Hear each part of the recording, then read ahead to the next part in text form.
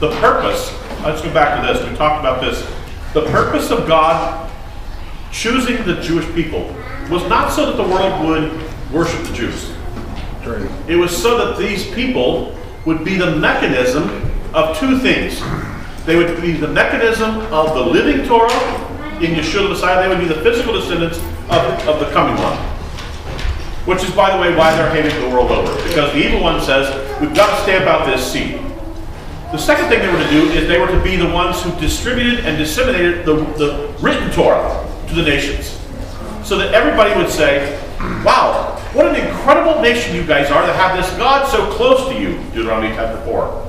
And they would disseminate the scriptures to the nations. And the nations would say, wow, these are amazing texts. These are amazing stories that you guys have about the intervention of your God in your nation's history. We want to become a part of that. How do we wrap ourselves into that? And then you have a person like Ruth, a person like Naaman, a person like Rahab. All these individuals would come in and they would say, we want to be a part of this. And by adoption and by ingrafting, they would become a part of it.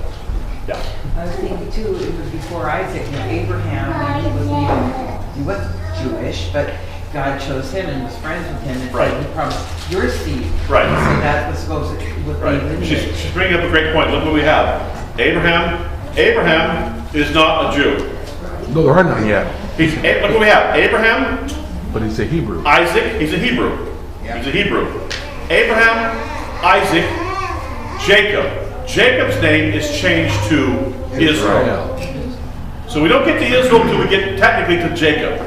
From Jacob we end up with 12 tribes. But let's go back. Let's go back. Because it's in Jacob. Jacob is the nexus because he takes two children from Joseph and adopts them. Yes. The Gentile wife. Ephraim and Manasseh, born to a Egyptian mother in Egypt, and he says, these two are going to be mine. Ephraim and Manasseh are now adopted, here's the picture, the paradigm, adopted into Israel, and they become part of the tribes. So you had, in the tribal system itself, you had two who were not technically in the same loins. Well, look at Moses. Who did he marry? Yeah, Zipporah. Yeah. She's the wife of a Midian priest. But wasn't his wife in Egypt a princess of Oz, I think? Yeah, she was a Priestess. priestess. Yeah. So Yeah. it goes to show you that. Joseph. Yeah, Joseph. I got that. So in that play, Joseph's folks are descendants of priests of where? Egypt. Yeah. So it's fascinating. But my point is that it was always God's intent to use the nation of Israel as a missionary nation so that as people came in, and if you look at a map of the ancient Near East, Israel sits at the center between Babylon and between Egypt. And everybody has got to come through there. It's a land bridge. And as they come through, the hope is that people will say, wow, this is an amazing people with an amazing God, an amazing text. You guys have it all. How do we become a part of this? And God would use them to spread his word.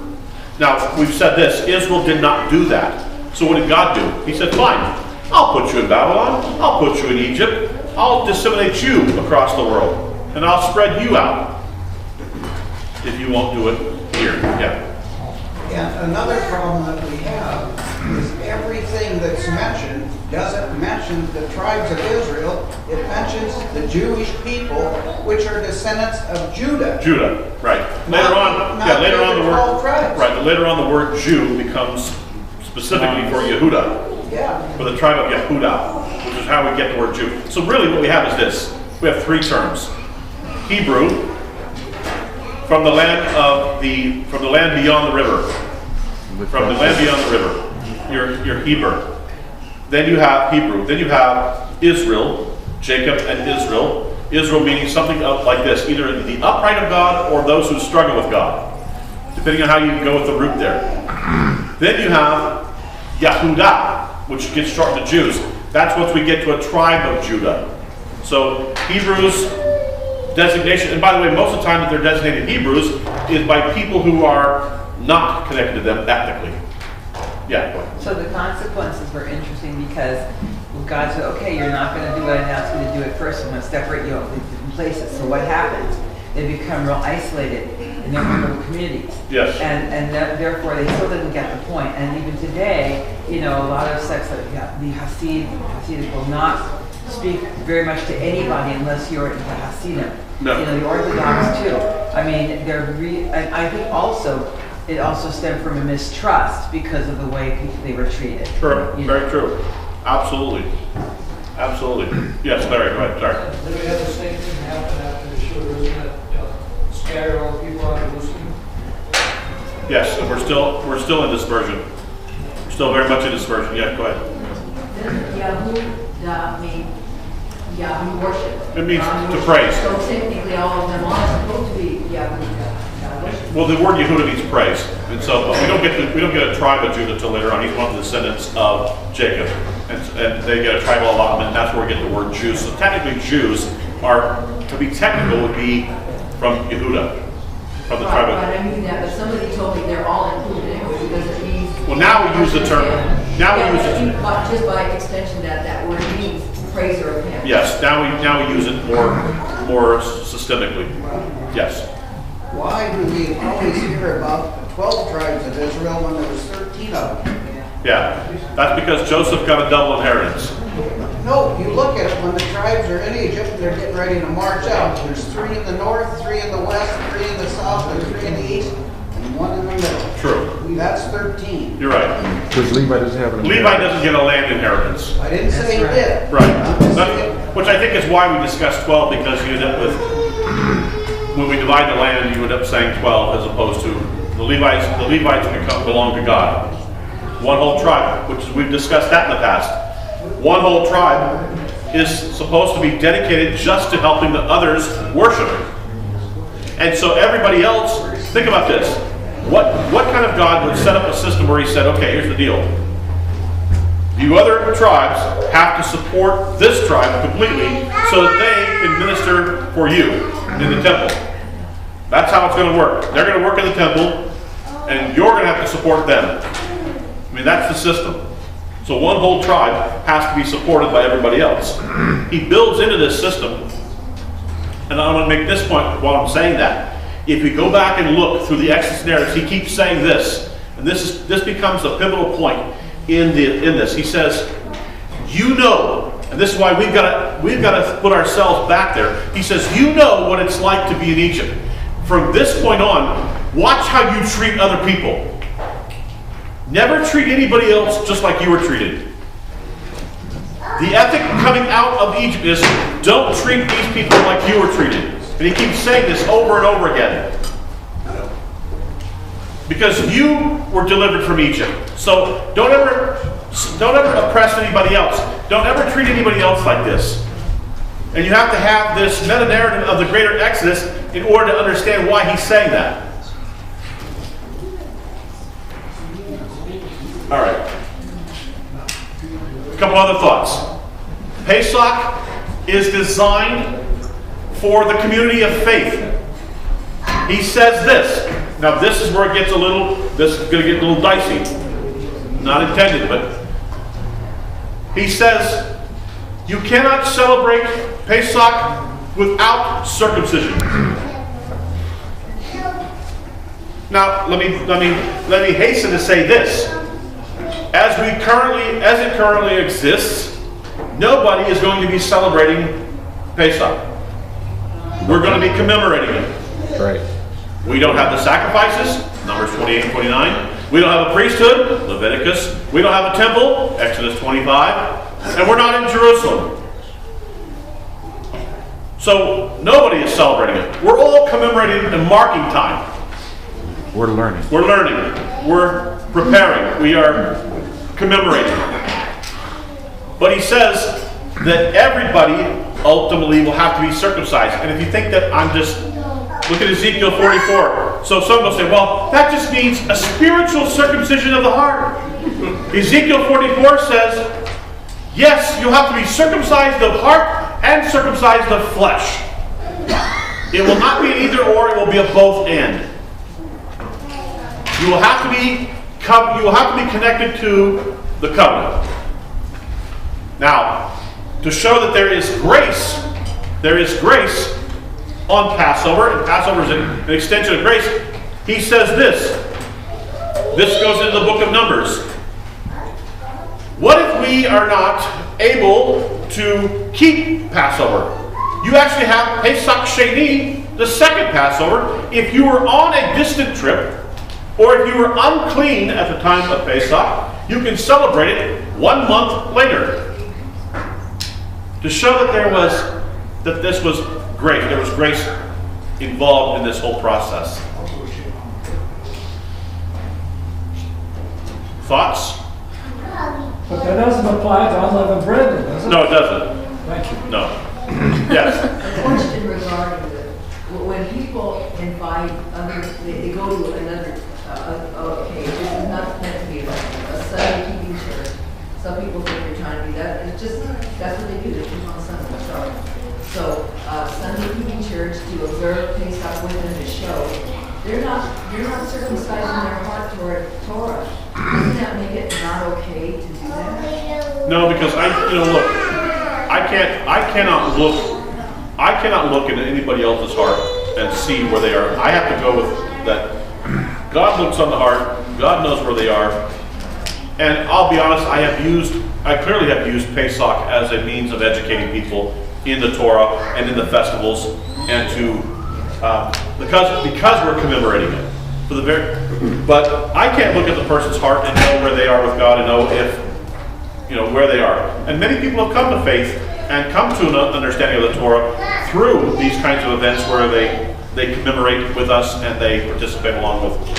I think personally I'm going to just say, when I pondered, I believe it's okay with the other ones, the other holy days, but personally myself, I wouldn't want to have that on me. But I encourage somebody who really doesn't believe in the 10 words to actually obey them. Sure, okay. Because they're exhibited by what they're doing. You shall know the Bible truths. I'm not judging the mind, I'm saying what Yeshua himself said. Right. That I wouldn't be party to helping them violate something that he specifically says regarding that particular one, no one circumcised, and that would mean the heart because they're not following. If they don't mind Sure. doing Xmas and Easter, then honey, they're not following. Right. I understand. Absolutely. No, I see what you're saying. Okay, Larry, go ahead. I'm just thinking that Israel itself never really was 100% spot on. I mean, you have Hashem, one of those things, stop your sacrifices, they're extension by nostrils. Right. And he's saying it doesn't matter what you've got in the skin. So as far as Israel, they don't most of Israel requires it. Right. You have to be circumcised of heart and flesh, Ezekiel says. So it has to be both.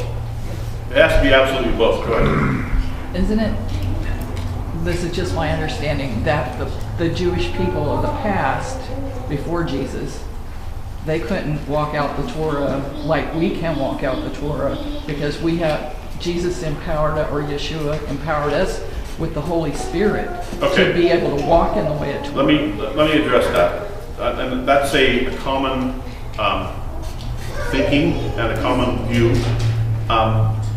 I personally hold to, and I did work on this, I think that they also have the Holy Spirit for this reason. Well, I think they had it, but it didn't dwell in them like. Okay, and that's, I hear you, and believe me, I know that that's where most of Christianity is, that I'm not there.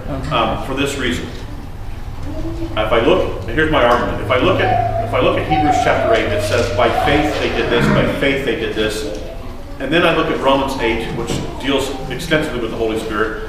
And you cannot, without faith, it's impossible to please God. And yet they please God. And yet you cannot demonstrate faith without the Holy Spirit. And I think that as Paul goes into the discussion there on the Holy Spirit in Romans 8, I think that they had him indwelling. I think that we have made this distinction that says we have him and they didn't. I see people in the Hebrew Scriptures who far exceed in faith and obedience most Christians I know. And yet, if they didn't have the Holy Spirit, then my question would be, how did they do it? Because did they just say, well, I think I can, I think I can, I think I can? I don't. I believe that they had the living indwelling Spirit and were able to, because of that, we're able to be obedient. Now, I think that what we see in Acts, here's my difference. I think what Acts is dealing with is empowerment, not indwelling. That's where I differ. Respectfully with my Christian brothers, I just differ that they take Acts to be about the indwelling Spirit. I take Acts to be about the empowerment for ministry. So we view Acts differently. And like I said, my argumentation would be that I look at a person like, here's what I did. I looked at the life of David. Was David perfect? Absolutely not. But then I asked myself the question, here's the fruit of the Spirit. The fruit of the Spirit is, and I went through it, and it's interesting, if you go through the fruit of the Spirit and you do a life of David, David exhibits all the fruits of the Spirit. So if, interestingly enough, and others did as well in the Hebrew Scriptures, if they exhibited the fruit of the Spirit and could demonstrate faith, great faith, then it seems to me that they had some level of indwelling in them. I'm going to be writing about this. I've been doing writing on this because I think that there's this viewpoint in it's dispensationalism that we don't have it, or we have it and they don't have it. And yet I see people who in the Hebrew Scriptures had amazing faith and were incredible. Yes. I just want to bring up Acts 5:32, and we are witnesses of these things, and so is the rock project, whom God has given to them that obey Him. Yes, absolutely. And here's what I would also say: if you look at Exodus chapter 31, Exodus chapter 31,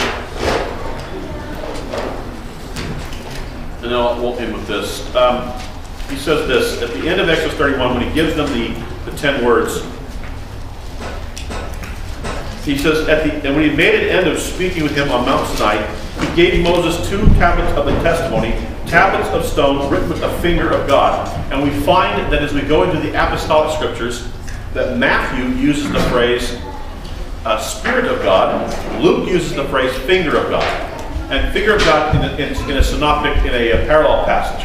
So finger of God and Spirit of God, the Spirit of God wrote the Torah.